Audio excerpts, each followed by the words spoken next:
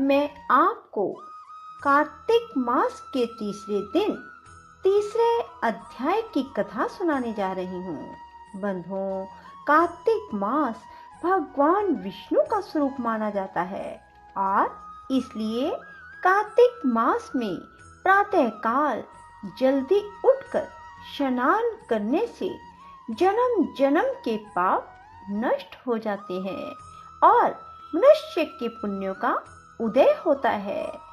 मनुष्य के जीवन में सुख, शांति और समृद्धि आने लगती है। जो मनुष्य भी कार्तिक मास में प्रातःकाल ब्रह्म मुहूर्त में उठकर स्नान करते हैं। बंधुओं, कार्तिक मास की कथा सुनने मात्र से भी मनुष्य के सब पापों का नाश हो जाता है और उसे अंत में वैकुंठ वास प्राप्त होता है। कार्तिक मास भगवान विष्णु को अति प्रिय है, इसलिए यदि आप चाहते हैं भगवान विष्णु आपसे प्रसन्न हो और आपकी हर मनोकामना पूर्ण हो तो आप सभी कार्तिक मास स्नान अवश्य करें। और यदि कार्तिक मास स्नान नहीं भी कर सकते तो कार्तिक मास महात्म की कथा को अवश्य सुनें, अवश्य लिखें। ओम कृष्णाय वासुदेवाय हरे परमात्मने प्रणत क्लेश नाशाय गोविंदाय नमो नमः। बोलो विष्णु भगवान की जय, लक्ष्मी माता की जय, शिव शंकर भोलेनाथ की जय, माँ पार्वती की जय। सत्यभामा बोली, आप सभी काल में व्यापक और सभी काल आपके आगे समान है, फिर यह कार्तिक मास ही सब मासों में श्रेष्ठ क्यों है?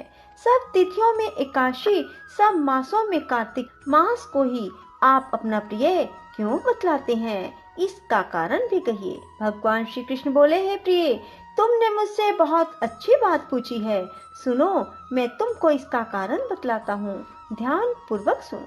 इसी प्रकार एक बार महाराज बेन के पुत्र राजा पृथु ने प्रश्न के उत्तर में देव ऋषि नारद से प्रश्न किया था और श्री नारद जी ने उसे कार्तिक मास की महिमा बतलाई थी।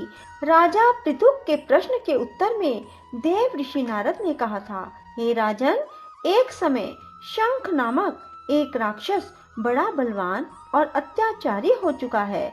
उसने अपने अत्याचारों से 3 लोगों को कंपायमान कर दिया।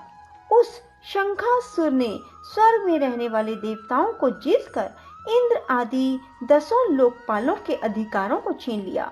उससे डरकर सभी देवता सुमेरु पर्वत की गुफाओं में कुटुंबियों के साथ बहुत दिनों तक छिपे रहे। वे सुमेरु पर्वत की गुफाओं में निश्चित होकर रहने लगे। उधर जब शंख को पता चला कि देवता आनंद से सुमेरु पर्वत पर रहने लगे हैं तो उसने सोचा कि ऐसी कोई दिव्य शक्ति जरूर है जिसके कारण अपना अधिकार जाने पर भी देवता बलवान होते हैं। यह सोचते सोचते वह इस परिणाम पर पहुंचा कि वह सब वेद मंत्रों के बल से ही बलवान हो रहे हैं। अगर इनसे वेद छीन लिए जाएं तो वह अपने आप निर्बल हो जाएंगे। देव ऋषि नारद बोले, ऐसा सोचकर असुर शंख ने भगवान विष्णु को सोते हुए देखकर सत्यलोक में वेद चुराने के लिए पहुंचा। उसको आता देखकर भगवान विष्णु ने उसकी नियत जानकर उसके डर के मारे बीज मंत्रों के साथ समुद्र के जल में छिप गए। शंख भी वेद मंत्रों और बीज मंत्रों को ढूंढता हुआ समुद्र में प्रवेश कर गया, लेकिन ना तो उसको वेद मंत्र मिले ना बीज मंत्र। जब शंख समुद्र से निराश होकर वापस लौटा तो उस समय श्री ब्रह्मा जी पूजा की सामग्री लेकर सब देवताओं के साथ भगवान विष्णु की शरण में पहुंचे और भगवान को गहरी नींद से जगाने के लिए गाने बजाने लगे।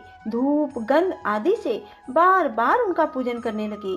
धूप दीप नैवेद्य आदि अर्पण करने पर भगवान की निद्रा भंग हुई और वह देवताओं सहित श्री ब्रह्मा जी को पूजा करते देखकर बहुत प्रसन्न हुए और उनसे कहने लगे, मैं आप लोगों के इस कीर्तन और मंगलाचरण से अति प्रसन्न हूँ। आप अपना अभिष्ट वर मांगिए, मैं अवश्य प्रदान करूंगा। जो मनुष्य आश्विन शुक्ल की एकादशी से देव उठनी